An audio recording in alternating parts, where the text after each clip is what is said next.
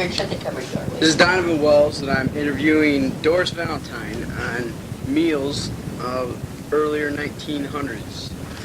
And we're here at Doris's house on Fowler Road, Chapin, and I guess we're ready to start. Okay, can you tell me what you remember about your about the breakfasts? Well, we used to always have bacon and pancakes. My dad always had to have his pancakes for breakfast. Mm-hmm. And bacon and coffee and sometimes eggs, but not really too much for breakfast. A lot of people had potatoes, but we never had potatoes for breakfast. And syrup, you know, and we always had cookies and fried cakes. My dad always finished with a cookie. Every meal he finished with a cookie. Milk and cookie. And you, who made the breakfast usually? You? Well, of course, my mother when we were little, but when us girls got big enough to cook, we used to help all the time with the cooking and everything, baking and cooking and everything. All right. And my mother, she wasn't too well. She used to have terrible headaches, and she had asthma real bad. And so us girls used to get up and get breakfast, you know, after we were, you know, older. I see. We always had to wash the dishes before we went to school, too. Oh, yeah. What did you do before breakfast, like in preparation for it or anything? Well, not too much, really. Sometimes the pancakes were buckwheat pancakes. And they had a batter that they used, and every morning they would take out of that for their pancakes, and then they would add milk and flour to that, and it would set overnight, you know, and they keep adding. They take out every morning for it, and then they keep adding to it, and then that was their batter for their pancakes. So they like always had the batter right there, and then just... But myself, I never liked buckwheat pancakes. They were gritty. Oh, I see. You always ate them, huh? Well, yeah, I used to eat one or two, but I never really cared about them. Nice. Okay, you said, you already answered what was already usually eaten, so, what did you usually drink? Well, us kids usually drank milk. We had our own cows, you know, and so we drank milk. The rest of them drank coffee. All right. What was done immediately after breakfast? Cleared up the table and washed the dishes, and got ready for school. We always, as I say, we always washed the dishes before we went to school. Yeah. All right. Okay, can you tell me what you remember about lunch? Well, then, it wasn't called lunch. It was called dinner. We had our dinner at noon. Mm-hmm. And we always had, that was our biggest meal at noon. And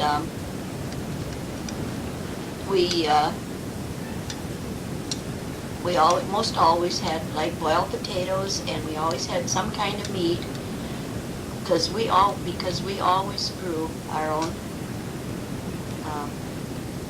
food. My dad always had someone come and butcher his beef and his pork, and we always cured our own, they always cured their own meat. They'd put this smoked salt or whatever it was on their ham and on their bacon, and we always canned our beef, so we always had some sort of meat for dinner and our gravy and vegetables, which we always grew, and we always had some sort of dessert like pie or pudding or cake, and we had our biggest meal at noon. All right. What about during school? During school, of course, us kids, we always carried our lunch. Mm-hmm. We always baked our own bread, you know, and maybe I shouldn't tell you this, Donovan, but I never liked bread. Mm-hmm. And I couldn't kick myself now because my mother, she used to put up our lunches and make sandwiches, which were real nice sandwiches, and I used to throw my sandwiches away. Can you believe it? Yeah. What I should have done was just tell her that I didn't like bread. You know, there was no sense in throwing that bread away. And now I could just kick myself, you know, because that's what I done. So you ate at school, and then was that still your biggest meal of the day, or did you just wait till you got home? Well, yeah, they had their biggest meal at noon. Your parents? Yes. Right? Yeah. All right. But of course, we always had plenty at supper time too. So you never went hungry, huh? Never went hungry. Some folks had it a little harder than we did. My folks were just average people, but I can't remember of ever not having enough to eat. Never. Did you live in the country? Donovan, I was born 2 miles north of here. See, so that'd be about. Do you know, you go a mile across 57 and a half a mile to the west, and that's where I was born. So I'm not very far from home. Right. So, and that's where you were raised, right? Yeah, You that's stayed where right I there. was raised. Uh-huh. There was a couple of times now that we went to North Dakota. My folks were back and forth from North Dakota quite a few times in the earlier years, you know. And I think probably I might have been maybe about 4 when they really come back here to live. But it was always where we lived, because my grandmother and grandfather lived there, you know, first. I see. All right. What were some of the things you drank during lunch or dinner? You said I didn't finish. Well, at school, we usually had milk, or just water. We didn't have pop and things like that then. Right. So did you just carry your milk with you? Mm-hmm. Did it get warm? Well, no, not really. Not bad. What did you keep it in? We just kept it in our, well, to tell the truth, there was a flowing well out in the schoolyard, and we used to take a bucket and put our milk in that bucket and put it down in the, because there was a big crock there, and we put our milk in that bucket, put it in the flowing well. Put it in the cold water and then it'll stay cold all the time. Yep. All right. Where did you usually eat when you were at school? Where did you eat at? Well, if it was cold, we'd eat inside at the desk. And in the spring, and when it got warmer in the fall, we ate outside, usually on the porch or under the tree or, you know, outside in the shade. Did you usually eat with your friends? And Yeah. You're bringing back a lot of memories, Donovan. Nice. Yeah. Can you tell me what you remember about your dinner or your supper then? Well, when you got home? for supper quite often, we would have American fries, like you call American fries now, or warm potatoes, you know, from boiled potatoes that have been boiled. And then we chop them up and had warm potatoes and usually some kind of meat or boiled eggs or fried eggs. And we always had cookies and some sort of dessert like we did for lunch. We always had pudding or pie or something like that. For dessert? Because we always had canned fruit, you know, always canned all kinds of fruits and berries and stuff. So we always had some sort of like a fruit sauce or whatever. And we used to have, of course, baked beans, you know, or bean soup.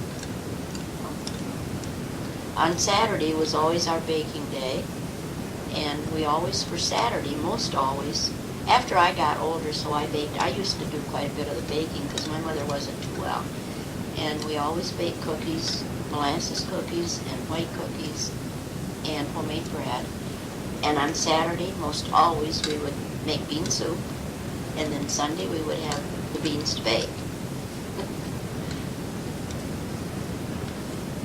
So you baked when you baked on Saturday, you like made your cookies, and then that lasted you for the whole week until next Saturday, right? But Nice. of course, we always made pie and things, you know, in between, and cake.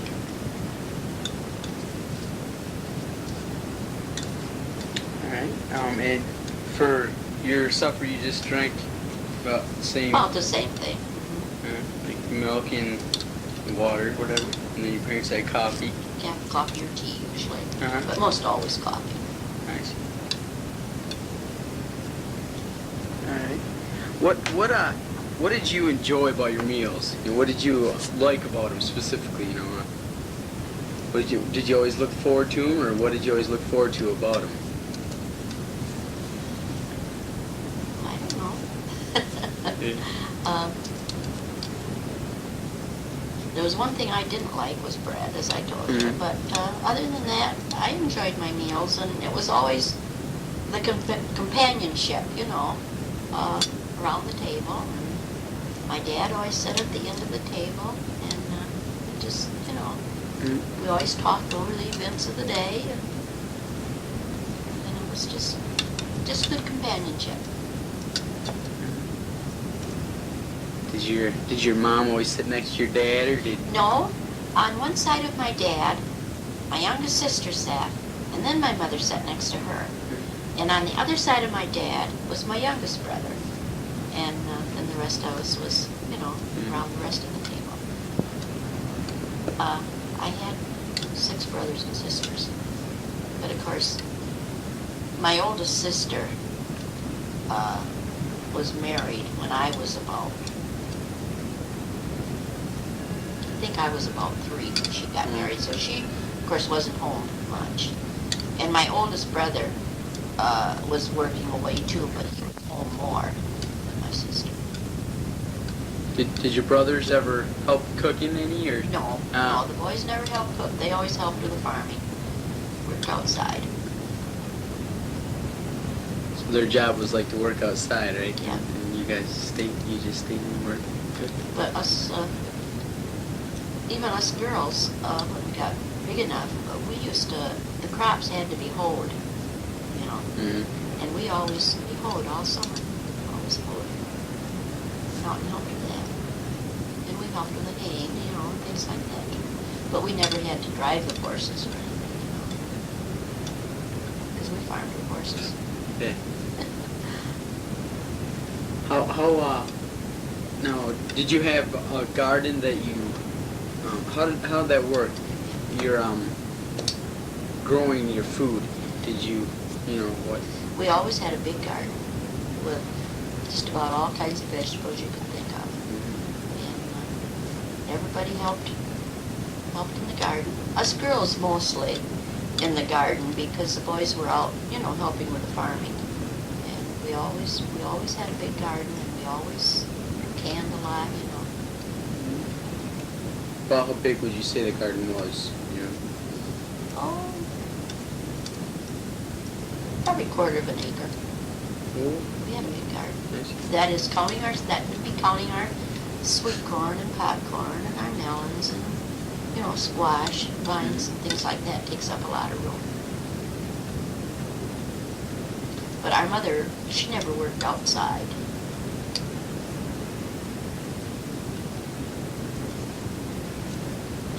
So she like stayed in and cooked and everything. Yeah.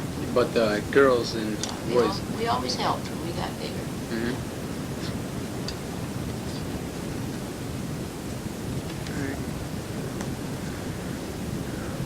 Who did most of the cleaning up after the meals? Us girls, whichever girls happened to be home, Mm-hmm. was the ones that did clean up the table, take care of the food, and washing the dishes. Of course, our mother helped too. Oh, yeah. what was your cooking was done on a stove, right? Yeah, Yes. on a range, wood range. Yes. Well, how big was that? Yeah, I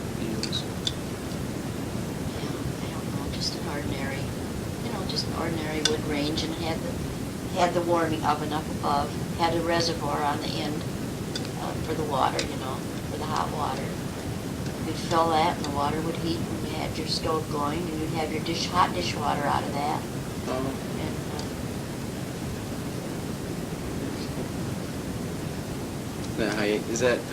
How you had? That's how you got all your warm dishwater or anything? Did you use that warm water for anything else? oh yeah, we used it for other things too.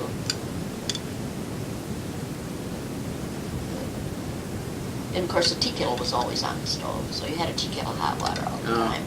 Nice. Was the stove always burning? Was it? Well, in the summertime, of course, we would let it go out in between. But in the wintertime, of course, we always had it going because we used it for heat too. But we had another wood stove, in the other part of the house. But then the wood stove in the kitchen, the cook stove, was always kept going. So it was also not only used for cooking, but to help warm the house. Did it use a lot of wood? Well, yeah, quite a bit. We always had dry wood and green wood, to mix together. Mm-hmm. So, and they used a lot of wood. How did you regulate the temperatures? Well, Donovan, I guess it just come naturally because when you bake, your oven had to be a certain temperature, and I guess you just get used to how much wood you got in there, what kind of wood, to get your oven to a certain temperature and keep it to that temperature. You really had to know, because like when you bake pie or bread or anything like that with your bread, you had to have it about the same temperature all the time.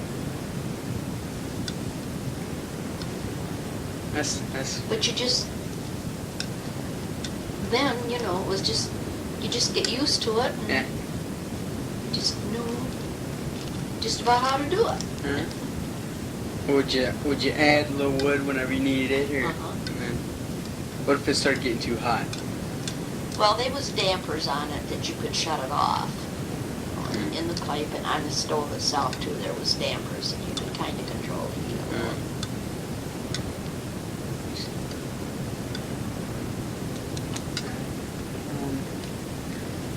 What can you tell me about out of everything? Can you just tell me about all the food in general? Everything you had. I mean, what did you think about it? Well, it was just good food. compared to today? Today's food? Well, to me it was good. It was better, really. Mm-hmm. But of course, people nowadays, I guess, younger people, they don't really know how things were then. Just like my grandson. Well, not too many years ago, I was churning butter. I churned my butter. And Andy was watching me, and I said, you know something, Andy? There isn't very many grandkids that can stand and watch their grandma churn butter, is there? He said, no, there isn't, Grandma. And I can remember making, when I was going to school, we always made our own sausage. And my dad had a big meat grinder, and he would put a table leaf between two chairs and a big tub, wash tub down below. And he'd grind the pork for the sausage. And we'd come home from school, and he'd be grinding. Well, then when we'd get home, us kids would take over the grinding, and he would mix it with the spices and the sage and stuff, And then we had casing. They had casings that you stuffed this sausage in. And then as long as you wanted the little sausages, you just put a little twist in the casing, and then you could break it off at each one of those. I remember that. That was really fun, really. But the washing up all those greasy dishes wasn't that much fun. What kind of soap did you use to wash dishes?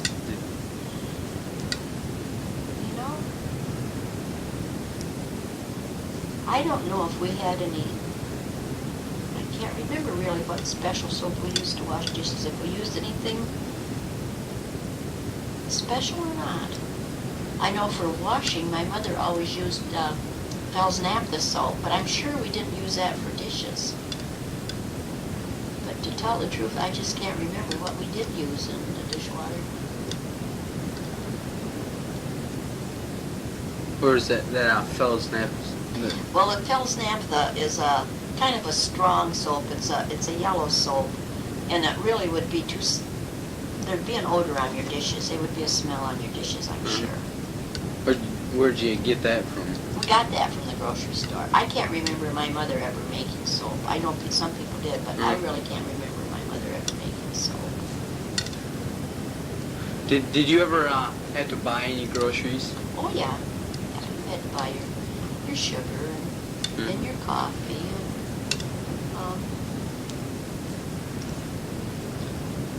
well, like your salt, you know. And there was things you had to buy, but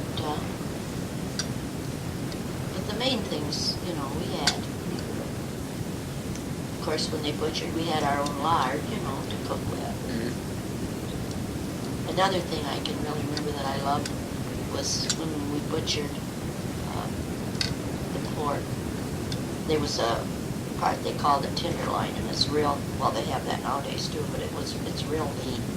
And we used to slice that off and fry it down and put it in a crock and cover it with grease, and then you take it out, you know, and warm it when you wanted to use it. Oh, was that delicious? Really delicious. Where's the tenderloin located? Where was it? I really don't know that. No. Just knew what it was, and that was good, huh? It was really good. And the side pork, we used to fry that down too and put it in a crock. And the ham, of course, they used to rub this curing salt into it. It was a smoked salt, and then you let it, and the bacon too, and then they'd hang it up and let it cure. And of course that would keep, and that was really good. Where did you hang the? They had a shed, kind of like a smokehouse. I can't remember my dad ever smoking hams or anything, but they had a building, you know, kind of like a smokehouse that they used to hang in. But that when they salted that, would that stay a long time? It would go right into the meat, you know, and it would keep it. You know, it would keep good for a long time. For how long? For months? Well, all through the winter. You know, all through the winter it would keep good. And we used to make our own sauerkraut too, you know, put it in crocks and pound it, stomp it, pound it down. Then we had that all winter. So we had a pretty good variety of food. When during the winter, you know, getting towards the end of winter, was the food kind of starting to run a little bit lower? Well, no, not really. I never can remember of it running too long time. My dad was a good provider. I mean, my dad he was a supervisor of Brady Township from 1928 to 1942. And of course, that he had a little income from that too, you know. Not a lot, but it helped. Every little bit helped. Right. Then from farming, he got money from that too, right? Yeah.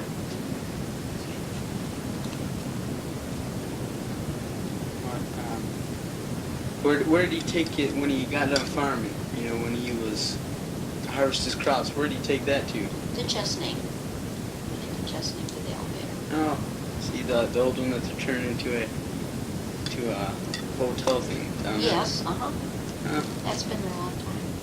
You see. What? You say your dad was in Brady? He was 1920s when he started.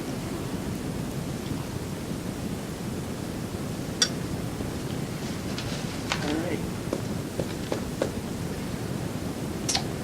Guess that's about it. Can you tell me about what time range this was in? About what year? You know, like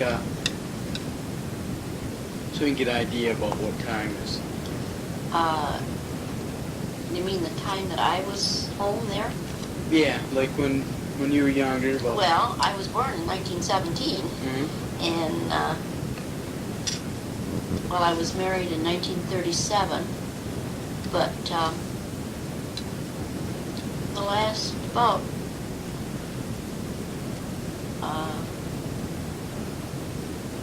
4 years before I was married, then I worked housework, for different families. For extra. So, when you were younger was around 1920s. In the 1920s and 30s. Mm-hmm. 30s. All right. Okay. Well, thank you for your time. We really appreciate it. I hope I helped you. Yeah, I'm sure you did. You did.